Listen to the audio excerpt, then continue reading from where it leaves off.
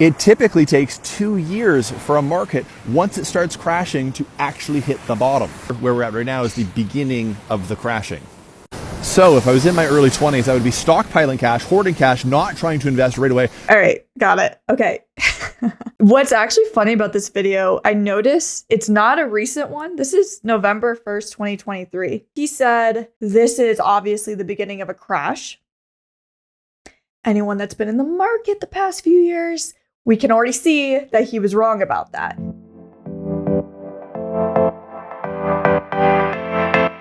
Hey guys, welcome back to my channel. If you're new here, I am Rachael Camp. I'm a certified financial planner professional, and I'm the founder of Camp Wealth. And today we are doing another financial advisor reacts. So we've got some TikToks and other videos that we are going to react to. I haven't done one of these in a while, and bad financial advice has run rampant. So I'm not saying there's a direct correlation between my absence and the bad financial advice, but I'm not saying there's much evidence to the contrary. So let's dive in.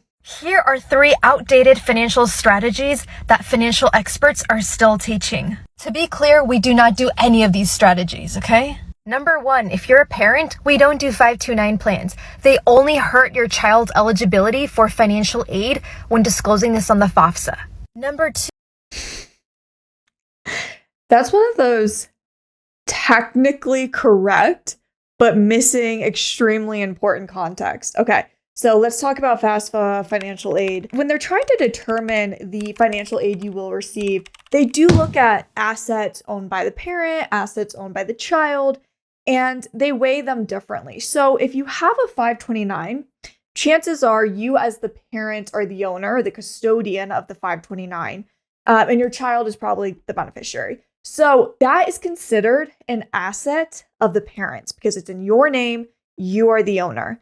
As a result, they actually weigh that less than if the asset was owned by the child. So I think the child's assets are considered at about 20% of assets are expected to go towards education for the child versus a parent's assets weighed at only 5.64%. Now, I do see sometimes people use a strategy where the 529 is actually in the grandparent's name.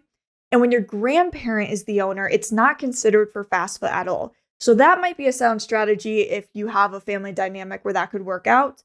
So personally, I'm a fan of the 529.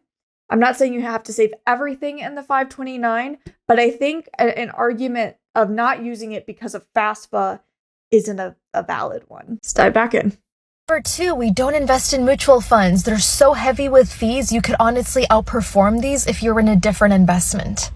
Okay, so she's using mutual fund in the place of active fund. The point she makes is right, but I think it can be confusing to people because mutual funds can actually be index funds and can be really low cost. So I would just say we don't do active funds because they do tend to have high expense ratios. They do tend to underperform relative to index funds. It's just semantics at this point. I would call it active rather than mutual funds. Number 3, we don't roll over our old 401k to our new 401k. You roll that to a different account so you can have more investment options and more flexibility. Okay.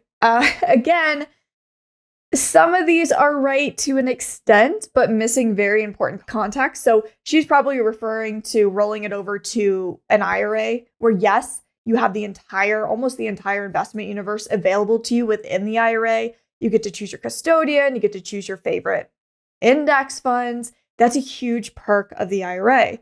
But there are some drawbacks to taking every old 401k and rolling it over into an IRA.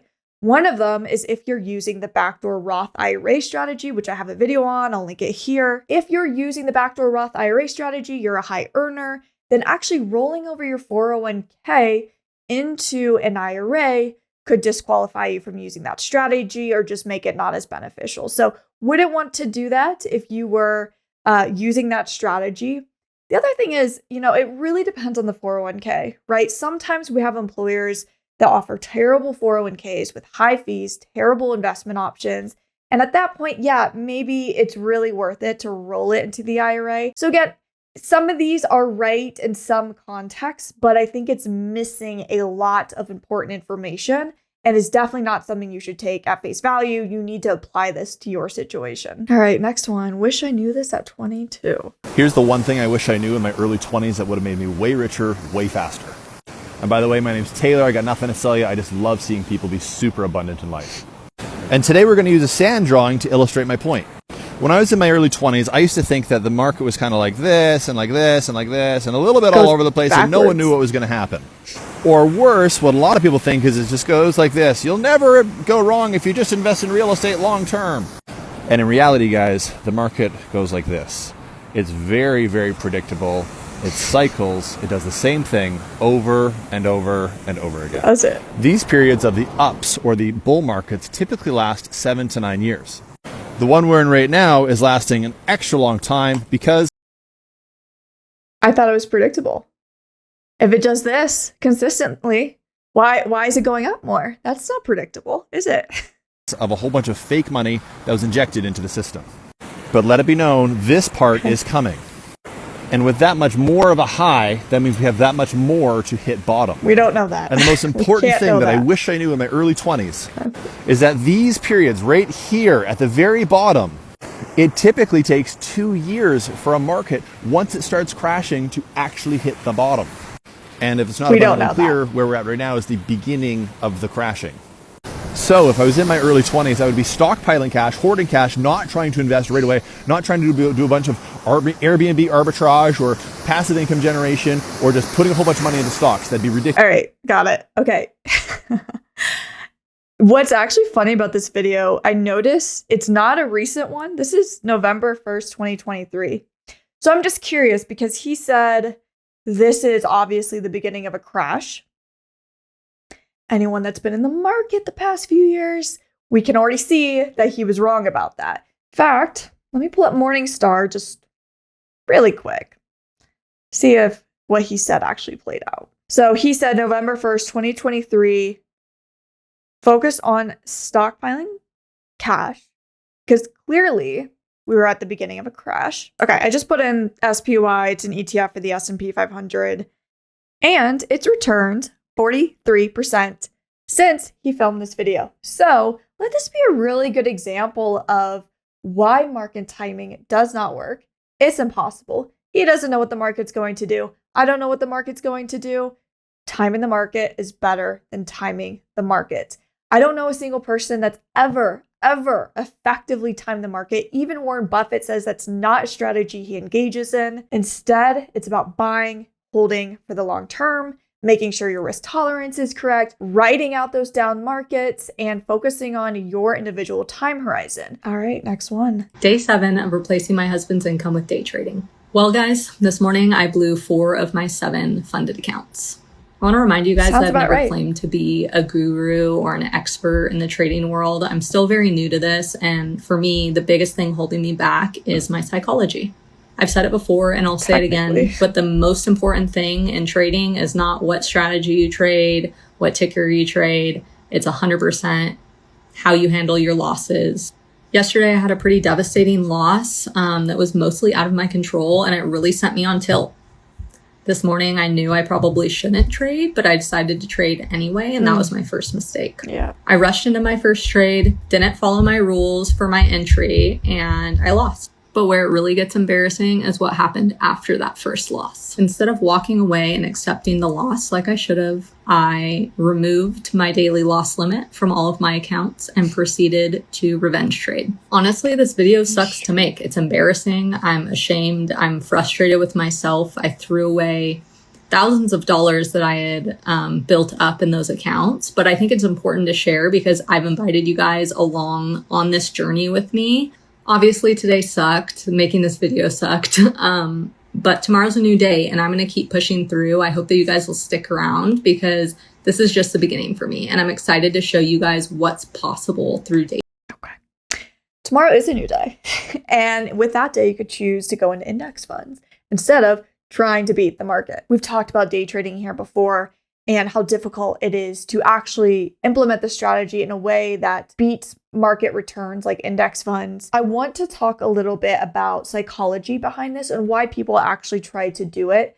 So there's a few cognitive biases we can see here with day traders, all day traders. One of them is obviously overconfidence bias. The fact that, and I've actually seen some of her other videos, and she mentions being aware of how many day traders don't actually make a lot of money or make any money that could replace or mimic a salary, and then falls victim to, but I am different, but there's a small percentage of people that do, and I can be that person. That's overconfidence bias. There's also gambler's fallacy, where we think if I'm on a losing streak, a winning streak is right around the corner, rather than maybe this whole thing is destined for me to fail because statistically the odds are against me. It's not a coin flip here. It's much worse. It's not 50-50. The odds are extremely high that you will lose money, that you will lose compared to the market. And I just don't like to do things that don't make statistical sense, where the math is not in my favor. And we've seen this with day trading. The math looks a lot like it does for gambling. All right, that's my day trading rant for the day. Let's move on. What do you want to have in terms of income on a yearly damn basis? Enough to live. No, you tell me how much that is. I don't know how much that is. That's why. So what is the point of anything you have done to retire early if you don't even know what the number is? Because that's dumb. What is it? 4% out of whatever is invested is what you need to live on. No.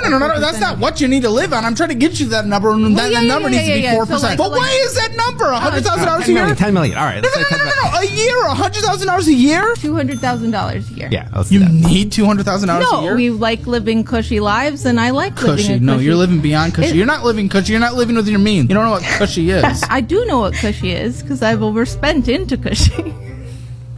It's fair. That was really funny.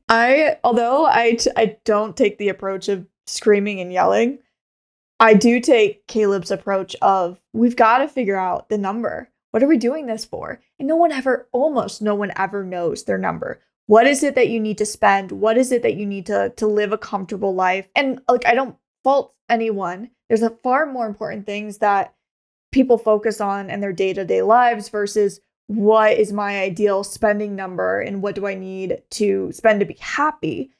But if we just did a little bit of tracking, and the math is not as hard as you might think it is, to figure out, okay, what's that number?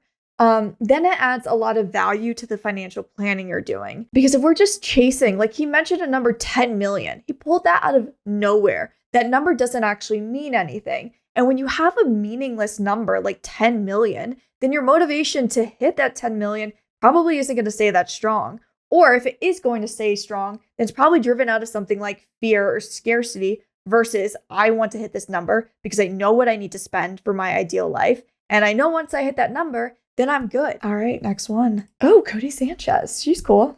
How do you make your first million fast? Where do I invest this $1 that I have? Instead of obsessing about which 401k investment you should go into or which savings account you can use, that's so marginal. That is a great way to feel busy while staying poor. And a good way, I think, to get rich monetarily is to ask better questions and to have better decision making. It's just so much less sexy because it's not linear. You can't say, well, if I make better decisions, I will have a 4% return instead of a 10% return. And I think that's where young people go sideways. They're like, give me the quick, fast, dirty, cheap, and that's really never going to make you much money.